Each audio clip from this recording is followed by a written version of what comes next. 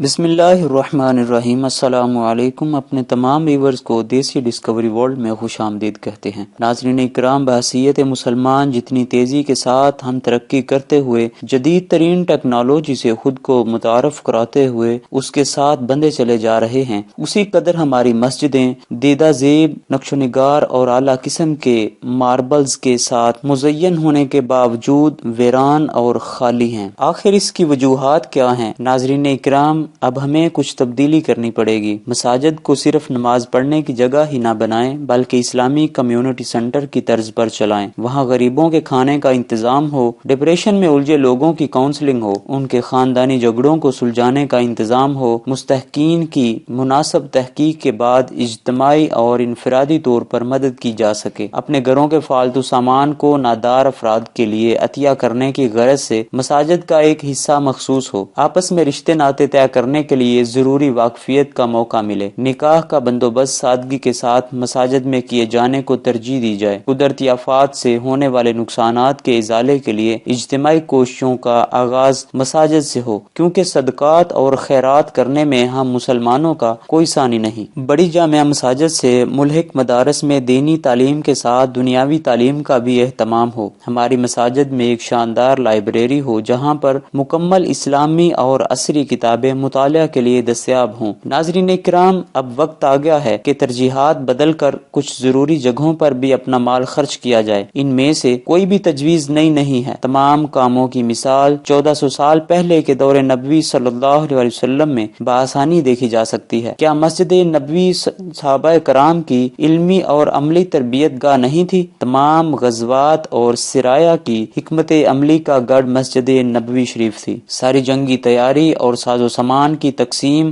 اور ترتیب مسجد نبوی میں ہوا کرتی تھی۔ آپ تاریخ اٹھا کر دیکھ لیں، مسجد نبوی میں تلوار بازی بھی ہوا کرتی تھی اور دیگر علوم اور فنون کی تربیت اور تیاری بھی۔ کیا وجہ تھی کہ اس دور کے مسلمان دوڑے دوڑے مسجد کی جانب آیا کرتے تھے؟ اور آج ہم نے اپنی نسل نو کی دلچسپی کے لیے مساجد میں کیا انتظامات کیے ہیں؟ خدا کے بندو، اپنی مساجد میں نوجوانوں کا داخلہ آسان بناؤ، ورنہ موجودہ عادی نمازیوں کے بعد خدا نخواستہ مساجدیں ویران اور زیادہ ہو جائیں گی۔ آپ کسی مسجد میں چلے جائیں، آپ کو نمازیوں میں زیادہ تعداد ضعیف العمر، بلغم زدہ، ریٹائرڈ اور فارغ لوگوں کی نظر آئے گی۔ کیا وجہ ہے کہ نوجوان اور پڑھا لکھا طبقہ مسجدوں سے دور ہے؟ شاید اس لیے کہ پھٹی پرانی صفوں اور گرد آلود فرشوں والی مساجد میں ان کی جرابیں گندی ہوتی ہیں۔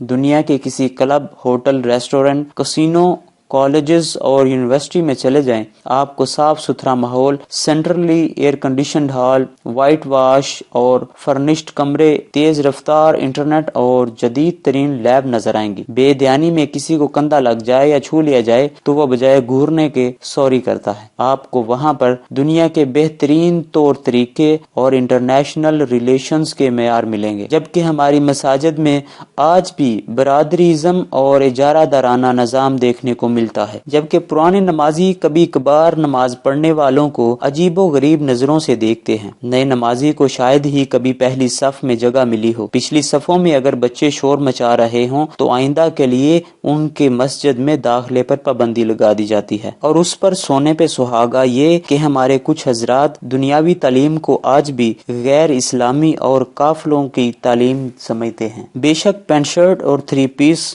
یہ سارے مکروہ لباس ہیں، لیکن ان سب کو قابل نفرت ہی سمجھنا چاہیے، اور یہ ہے بھی غیر شرعی لباس، لیکن اس کا ہرگز مطلب یہ نہیں ہے کہ دوسری جانب کالج اور یونیورسٹی کے طلباء کے اذہان میں اٹھنے والے سوالات کو شیطانی وسوسے قرار دے کر جھٹلا دیا جائے۔ ناظرین اکرام، بے شک پینٹ شرٹس کی بہت ساری قسمیں ہیں۔ ساری پینٹیں ٹائٹس اور چپکنے والی نہیں بھی ہوتی۔ بہت ساری ڈریس پینٹیں بھی ایسی ہیں جو جسم کے غبار کو واضح نہیں کرتی۔ خدا را اب رک جائیں، سوچیں اور اپنی ترجیحات بدلیں۔ اپنے بچوں کو وقت دیں، ان کے مسائل کو سمجھیں، ان کی ترجیحات کو جانیں، ورنہ آج کی نسل کو بے دین کرنے کی ساری ذمہ داری آپ پہ ہوگی۔ ناظرین، اگر آپ ہمیں اپنی کسی رائے سے آگاہ کرنا چاہیں تو آپ نیچے کمنٹس میں لکھ بھیجیے۔ اگر آپ کو ہماری آج کی چھوٹی سی ویڈیو پسند آئی ہو تو پلیز ویڈیو کو شیئر کریں، لائک کریں اور سبسکرائب کریں، تاکہ ہماری ہر نئی آنے والی ویڈیو سے آپ کو ہر قسم کی نئی سے نئی معلومات اور آگاہی حاصل ہوتی رہے۔ والسلام علیکم۔